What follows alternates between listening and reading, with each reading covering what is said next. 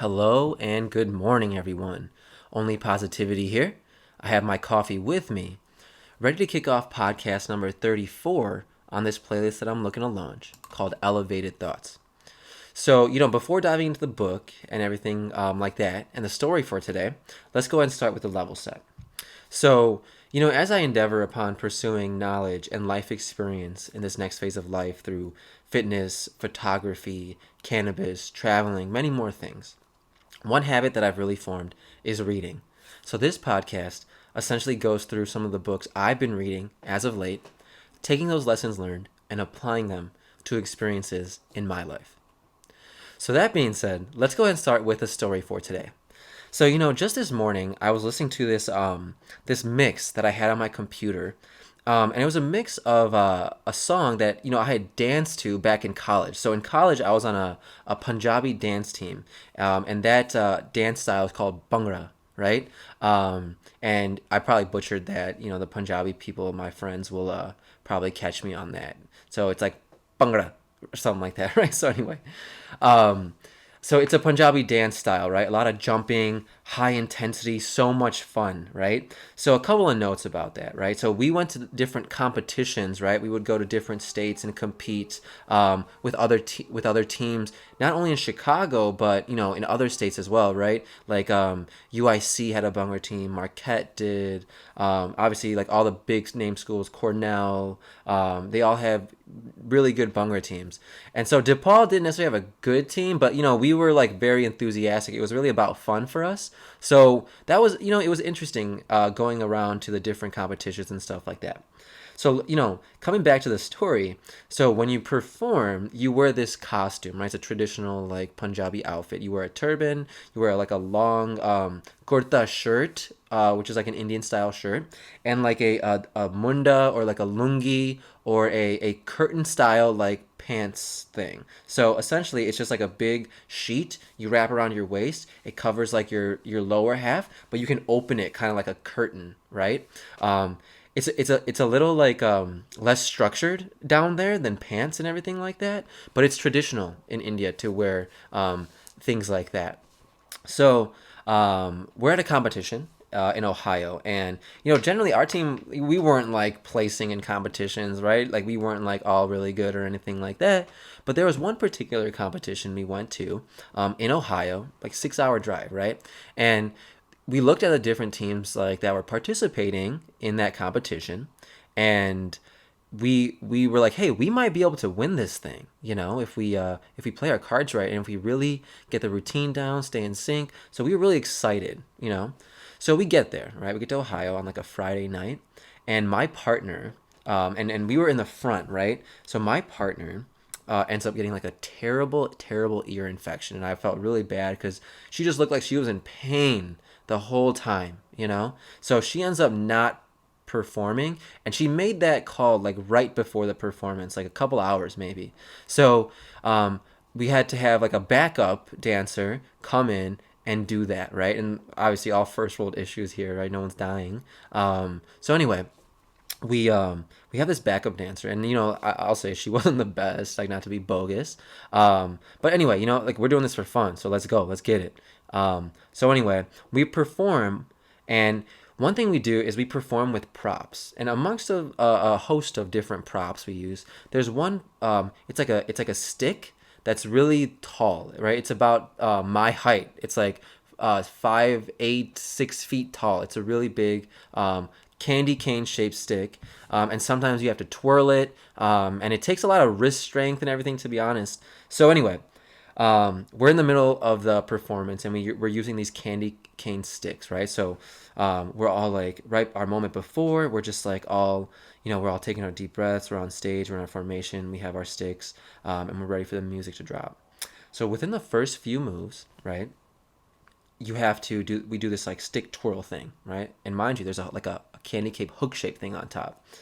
So my partner, who's in front of me, she twirls the stick, and it hits me right in the dick, right? It hits me right there, and I'm like, oh, oh, and I bet I like keel over in the middle of this dance performance, right? I'm like, oh my god.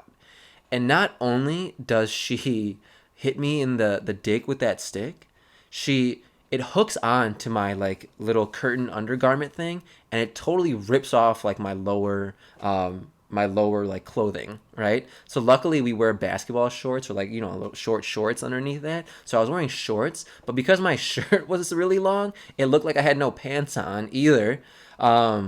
Which is fine, right? I wasn't like super embarrassed because it was all an accident, but like one, like I'm in like devastating pain because this wooden rod just nailed me in my groin. And two, it looks like I have no pants on and I'm on the ground like just like agonizing pain. So anyway, that was fun. It was a good experience, I guess, a good story to share with you guys this morning. But so you can never tell what's going to happen in life. You just kind of got to roll with it, right? So we ended up not placing, whatever. Like as soon as all that BS started happening, I knew it was like right away, like this is not going to work. But fun times, good traveling to a different state for that stuff. So whatever. So let's come back for the book to the book for today, right? So we're gonna go through the last part of the history book by Big Ideas Simply Explained. So we're in our last era here, but at the onset, right? One thing that really sticks out to me about this book specifically is the themes that occur throughout history, right? There's different eras, technology that comes with it, the climate, politics. A lot of that affects the way history pans out. We see a lot of similar events, and we will today, right? A leader comes to light, provides a little bit of prosperity. They might govern for too long, but eventually some corruption, internal turmoil, war, greed, violence, all really present a challenge, and the bubble explodes, and it pretty much all starts over again, right? So today's topic is going to be changing societies, right? So it's going to be the period from 1776 to 1914.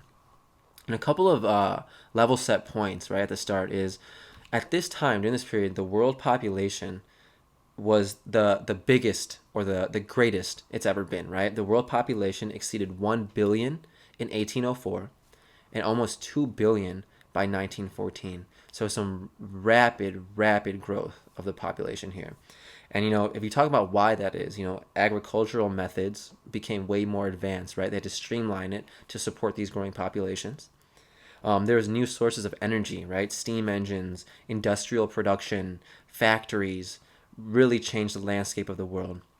There was also railways, right? Railways would make it easier to travel within the country. A lot of strides in medicine and healthcare, so life expectancy increases. And the book makes a really interesting point, right? So even though there were strides in technology and things like that, it's really hard to say if this is called progress, because did it actually improve the quality of life, right? So we talk about the postmodern era that we were talking about in the last podcast, right? Where there wasn't as much technology, but the world population was smaller, right? But now we have polluted the world with factories, industrialization. People who live in those areas near factories are living in impoverished conditions. Women still did not have many rights in society. But a couple of things that did happen were weapons evolved, but I don't know if we call that progress, And lastly, a theme that you will see, and you even saw that with Christopher Columbus and all the stories in the last podcast, was that there's a theme of countries that are conquering these new territories, not caring about the indigenous people who already inhabit those territories, right? They just have these charters to take over land without any regard for who's already there. So, without further ado, we'll go ahead and jump into the first story, which is the storming of the Bastille in Paris in 1789. So, to paint the picture, in July of 1789, there was an angry mob, an angry, enraged Parisian mob that they wanted weapons to defend their city from a royal attack, right? And we're going to dive into that as the story progresses. So what they did was they stormed the Bastille, which was like an armory, and they murdered the governor and some of the guards that were guarding that Bastille, right? So obviously they were pissed. They were just enraged.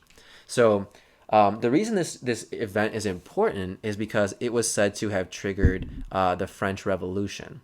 And what that really meant was the beginning of the end of monarchies in France, right? And leading into a period where there's more democratic rule going forward, right? So you see evolution really coming to play here right now, right? So people are tired, right? The Parisian mob, people in Paris were tired of the ways that monarchs would rule Paris and France, and like that absolute power they possess, right? So it was time to move to a republic where the common person, right, if you will, has more of a say in political matters. Okay, so that's where my mind goes to it. So what happens is that the revolution started to move away from the aristocrats in that society and more towards freedom, and the belief that equality was there for everyone, right? It seems like an optimistic gesture, optimistic movement, but what happened was it turned violent really quickly. So I believe Louis XII was the king at the time, and the nobles and the aristocrats, they didn't want to surrender any of their power, right?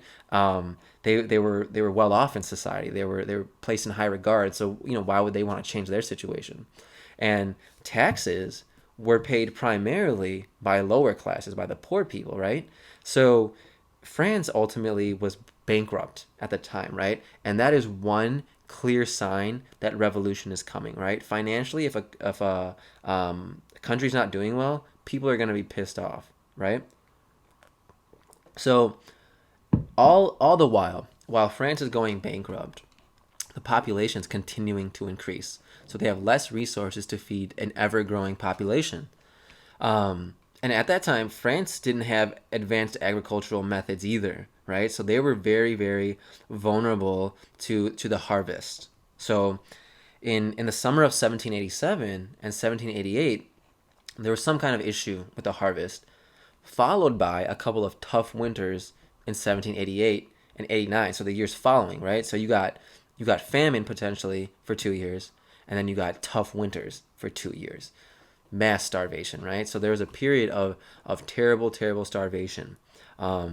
So as King Louis is seeing the country, about to be upheaved, he pulls together a conference, right? He assembles like the bourgeoisie, the common people, some clergy, and they create this document called the Declaration of the Rights of Man, which seems like a step in the right direction, right? So asserting some fundamental freedoms for all human beings, all citizens.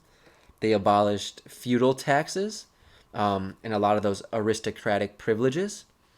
So we talk about another time period, or another going forward to another date.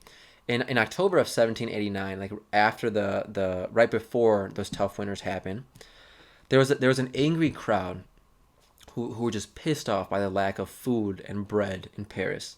So they come down on the castle at Versailles, and it just turned into pure violence, right? So war, internal turmoil is starting to break out in France. And Louis is like, yo, dude, I got to get the hell out of Dodge right now. So he attempts to like get out, right? He's like, I'm done. I'm leaving. I'm going to escape. But he was actually caught. He was intercepted and brought back to Paris. So he was kind of put on trial at this point by the mob, right? So the church's privileges in society was removed.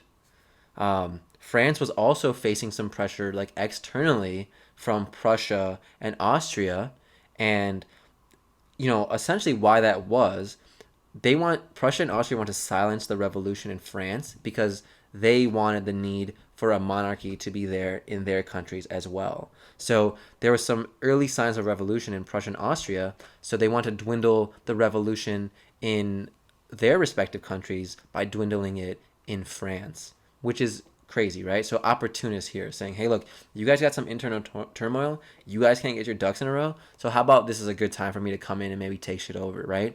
So you can see a lot of like tactical moves being made, throughout this time. So anyway, so France goes ahead, they declare war on both, Austria and Prussia in 1792. So flash forward to April of that year, the Prussian and Austrian armies are within 100 miles of Paris. So coming back to the storming of the Bastille, which is what we're talking about here, in response to the Austrian and Russian armies being close to Paris, the mob, they storm all the Tuileries, right? And they kill the guards who were protecting the royal family. And they were just massacres throughout the city of anyone who was thought to support monarchy, right? So, obviously some reactions happened from that. So in September of 1792, the French Republic was established, and its first order of business was to put Louis on trial as a traitor. Okay, so in 1793, he's executed by guillotine, right? So there's a picture in the book of Louis on his knees on this like wooden stage in front of a big mob, and his body is still leaned over in the guillotine, but a mob, one of the members of the mob is holding his head, right? And which is very grotesque, right? So like the guillotine was, or public execution was a thing during this time still. So what happens after Louis dies is this opens the way for Maximilien Robespierre to take charge of the government. So what he does is he begins like a very ruthless campaign to oppress any of these anti-revolutionary movements. So he would have his political opponents killed, claiming they had like some impure thoughts, right? So like my thought with that is, right, you can see that although like Robespierre was about democracy, it seems like the power and like the charisma got to his head, right? He would have people killed. He was very violent, very dictator-like. And he created a cult in 1794 called the Cult of the Supreme Being. Another huge red flag, right? And it was a radical cult that ultimately led to his downfall. And he was actually put to the guillotine in 1794. And this whole time where Robespierre was just killing people who he thought were anti-revolutionary was called the Terror. So after that, right, Napoleon comes to light, and he has a new approach. He was a general in the Revolutionary Army at the time, so he was pro-revolution. And this was the first time they would use force against the Paris mob, right? So if the Paris mob, had conducted an attack or an onset, Napoleon would dwindle those attacks or confront them head on, and they were suppressed, right? So we can't allow violence to occur, right? Even though it's revolutionary, you can't fight fire with fire, even though sometimes I guess it's necessary. But I think that's the theme of this story here. So, the thought is that like the principles of the revolution were very clear cut at the start, right? End the oppressive rule by the monarchs, remove some of that privilege from the aristocrats, universal rights for all, right? But you see some leaders come to light who really did believe in those causes probably at the start, but became the problem, right? Robespierre became the problem at a time, and so did Napoleon. And what I think about with this Robespierre story is like that Batman quote, right? You either die a hero or you live long enough to see yourself become the villain. Robespierre was probably seen as a hero when he came to light after Louis was killed or executed, but ultimately he became the villain, and he himself had the exact same fate as Louis. So some very interesting cycles here as we're going through history. So we'll wrap that up, right? The storming of the Bastille in Paris, and we're going to go to our next story. So the next story we're going to talk about is the Gettysburg Address, which took place in 1863. And the main reason I choose this story is because the power of speech, right? And that's my whole thing here with podcasting, right? Is speaking is an art, and throughout history we've seen some very charismatic leaders on both sides of the good and evil spectrum, right?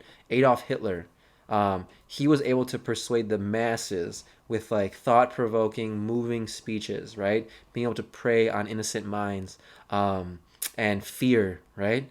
Or how about Mahatma Gandhi, who was able to, put together an entire movement of non-violent members and ultimately gain independence for India? Or even like, Barack Obama, right? You see the guy give a speech and he's put together. His pauses are good. What he chooses to say, is very intricate. You can tell he put thought into it, right? And the way it moves you, right? It's very, very interesting, very intriguing for me. And that's essentially why I chose the Gettysburg Address to go through today. But, the story actually doesn't really go into the specifics of the speech. It goes into the history around Gettysburg, but nonetheless, right? That's why I chose the story. So, November 19th, 1863. It's about halfway through the Civil War. And in Gettysburg, Pennsylvania, Abraham Lincoln gives the Gettysburg Address. And he labeled the Civil War in that speech as a struggle not only for national unity, but also for the equality of all people. And it was known as one of the best speeches in history. And like I said, I'm really interested in public speaking and the power of word, right? Even in my corporate career, when you hear someone who can articulate a thought, right? They give you the level set, the reason we're here, and next steps in a very clear and concise way, and they always have an articulated answer for any question you might have. To me, that is a true skill. And not everyone possesses it, or not everyone wants to work on it either. And I think that's one thing, like fitness, right?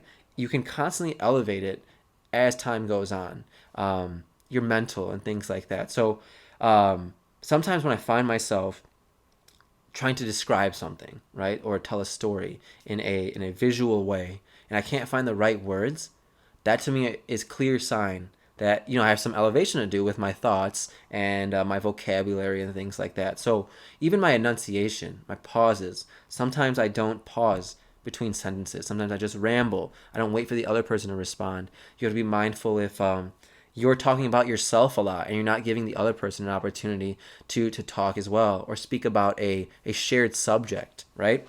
So, a tangent there. But, I remember my brother was on the speech team in high school, right? And every Saturday morning he was up at like 5 a.m. and throughout the week he'd be like in his room with the door locked, just practicing his speeches.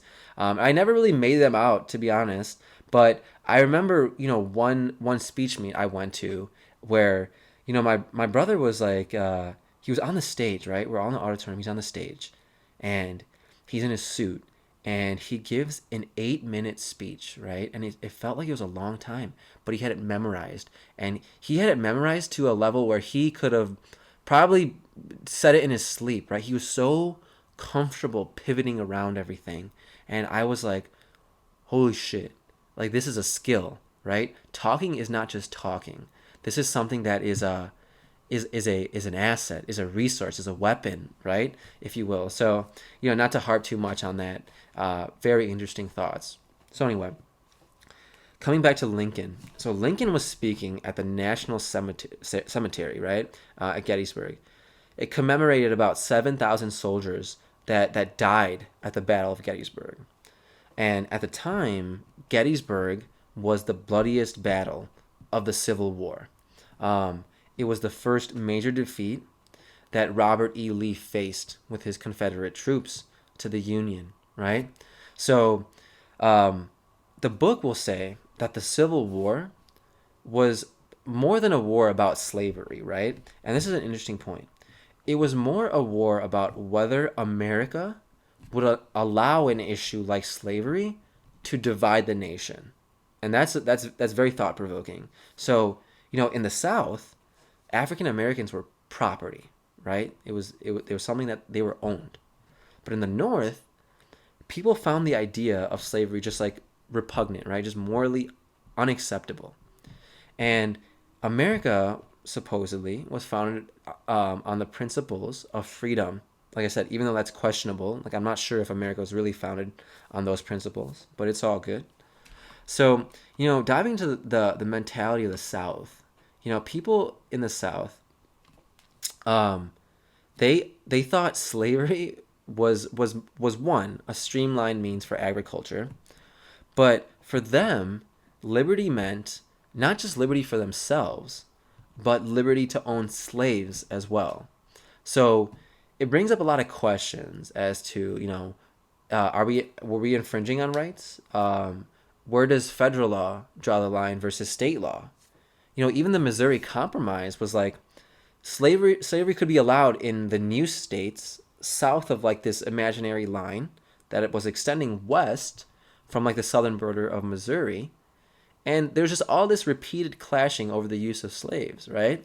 So, based on this, there was an anti-slavery party formed, and that was the Republicans. And they elected Abraham Lincoln to office. Now, I'm going to show my ignorance here and say that I had no idea Abraham Lincoln was a Republican before I read this, right? I probably learned it in high school, but, forgot that shit. So, just a little ignorance there. And I think, personally in the media or, what have you, maybe I'm off, is like when I think of a stereotypical Republican, right? A stereotypical Republican that the news or the media portrays. It's like an old racist white dude, right? Like that's what I see personally. But this story is quite the contrary, right? Lincoln was a Republican from the North, and he fundamentally believed that all citizens were equal, right? And that was pretty much his life purpose. Lincoln's voted into office, right? 1860. And pretty much instantly, South Carolina secedes, right? And after that, 6 more states secede as well. So the 7 states, they form a new nation, called the Confederate States of America. And after that, a few more states go ahead and secede. And their rationale is that the Constitution stated if they felt oppressed, that they could break away from the Union, right? So that's their rationale. They want to use slaves. They feel oppressed because, the North's saying no. So what do? They remove themselves because that is within the Constitution. Like in the minds of Southerners, they saw outlawing slavery as like the same type of tyranny that the British had imposed on the colonists, which I think is crazy, right?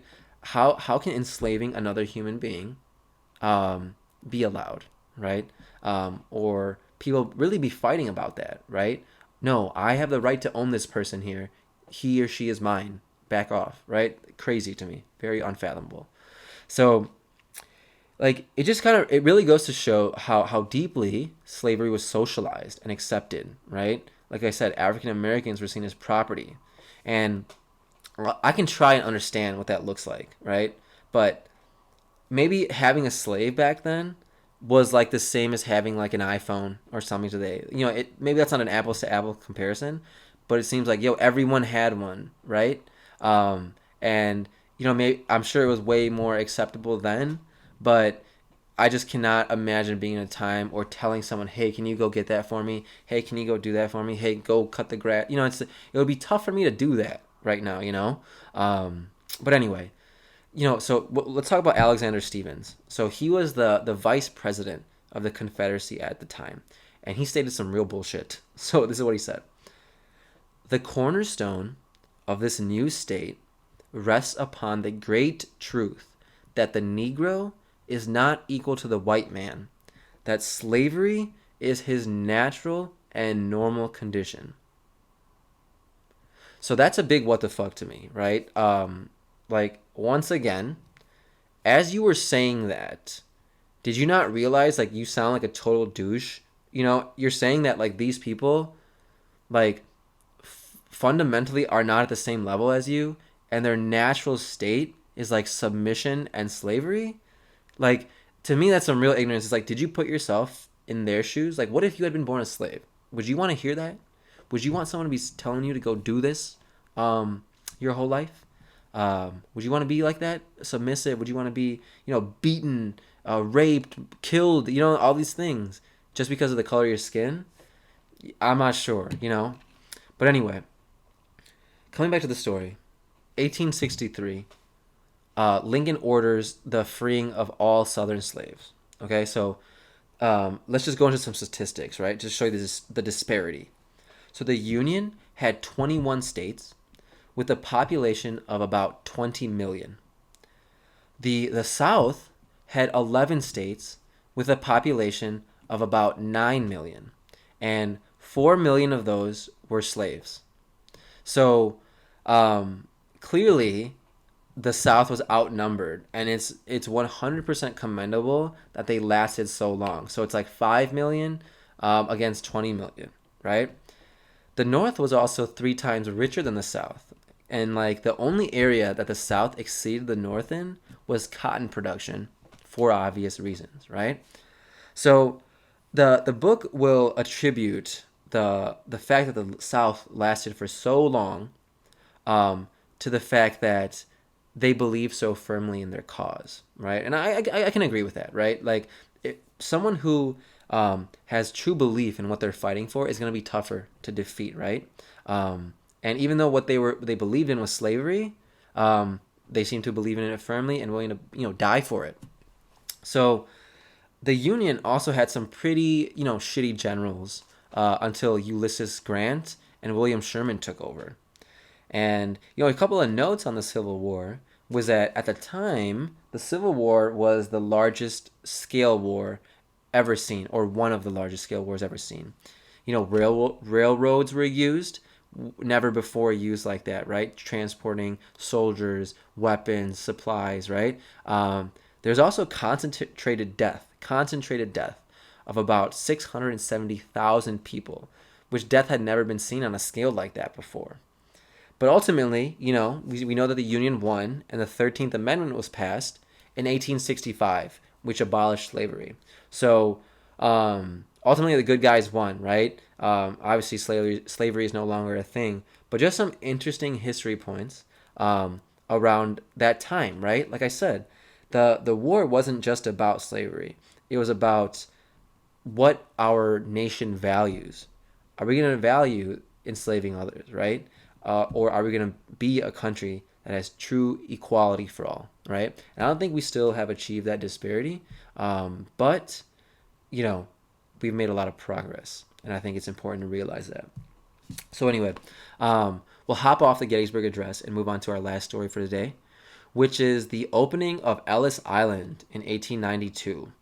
So, one of the main reasons I'm interested in this one is because, my parents didn't go through Ellis Island, but they were immigrants. Both of my parents were immigrants, and the life of an immigrant in America is not, it's not the land of dreams. It's not anything that is, how do I put it? I'm trying to find the right word here. It's not picturesque, right? It's not ideal. A lot of immigrants have tough stories when they come to America. And, my parents came to America when they were like 16 or 17, maybe in the 70s, I think, or the 60s, yeah, the 70s, 80s maybe. But, they had a tough life. But imagine people before them, right? So let's just go ahead and jump into it. So, by the mid 19th century, the world was experiencing a huge exponential increase in its population, mostly in Europe. So, this was a result of, improvements in health, better access to food, improved agricultural methods, industrialization, right? Factories. People were finding efficient ways to deal with a growing population. There was also improved standards of living, which contribute to increase in population. But we talk about some causes of immigration, right? Folks in Europe, Asia, they were experiencing tough times, right? So one in particular was the potato famine in Ireland, right? That killed up to probably 1 million people and forced a lot of Irish to leave their home and come to America. And in England, the Industrial Revolution created this underclass, right, of the laborers, and they lived in terrible conditions. So I'm gonna take my opportunity to throw in a Peaky Blinders reference here. So for those of you that have watched Peaky Blinders, it takes place in Birmingham, and all of the depictions of living arrangements are terrible, right? Like Watery Lane. I would hate to live on Watery Lane. The little apartments look super shitty. You're pissing in a little pot in the corner. There's always this smoke from the factories, just like blocking out the sun. It's gray. It's gloomy. You got all this dirt and coal under your fingernails all the time. People are getting drunk every day. Just to deal with that. Very interesting time. But coming back to this story, the promise of freedom really lured a lot of people to America. So Germans, Czechoslovakians, Hungarians, Russians, Polish, Jews, all these people were looking to get away from oppression and tough times and come to America for that American dream. So, by the mid 19th century to like 1924, there was about 18 million people who emigrated from, all these various areas, right? So Britain had like almost 10 million, Italy had about 8 million, Russia had about 5 million, Austria had like 4 or 5 million, right? And like what I go to is, all these mob movies, right? Um, Mafia, right? The Godfather, right? We saw Vito Corleone come to Ellis Island in 1908 and start his family here, right? Getting away from the Dons in Italy, the Mafia in Italy, killing his brother and his dad. He has nothing left to live for, so he comes to America, Ellis Island, to make a name for himself, right? We talk about Boondock Saints. I don't know if you guys have seen that movie, but two Irish immigrants, on the East Coast of the United States, trying to make a name for themselves, right? And we see a huge Irish influence in Boston, and even Kill the Irishman, right? That took place in Ohio, I believe, and this is where the immigrants would go, right? They would come to the East Coast and then kind of spread their way along through like New York, New Jersey, Boston, Chicago, right?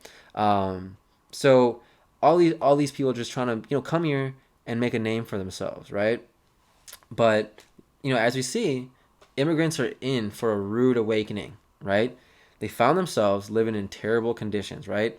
Um, one bedroom apartments in bad neighborhoods in Chicago and New York. But what they did do was aid the growth of industry in America because they would work for cheap, right? They were cheap labor, and they would not complain, right? They would just take the job if they could because almost anything is better than the situation that they were in. And a lot of immigrants do come here and do very well for themselves, but a lot of them come here looking for a simple life as well. And I think is because they were in impoverished situations in their home countries. Lack of access to food, healthcare, education, things like that. So their expectations are a little bit lower on what society is supposed to offer them, right? But I would encourage you to, if you guys know any older people, or even people that are around your age that are immigrants, I would encourage you to hear their story, right? Because you'd be surprised at how humbling it really can be. It really makes you a bit luckier to have grown up the way you did, at least for me. So lastly, we'll wrap up with a stat. By 1910, more than 1 in 7 people in the United States were born outside of the U.S. So people are coming. People are coming to the United States to look for a new life. And granted, it's not just roses and daisies like they thought it was. But all in all, it might be better than their home conditions. But anyway, that's all I got for you guys. I hope you guys are enjoying the podcast. Feel free to leave me any feedback. And remember, only positivity. Thanks, guys.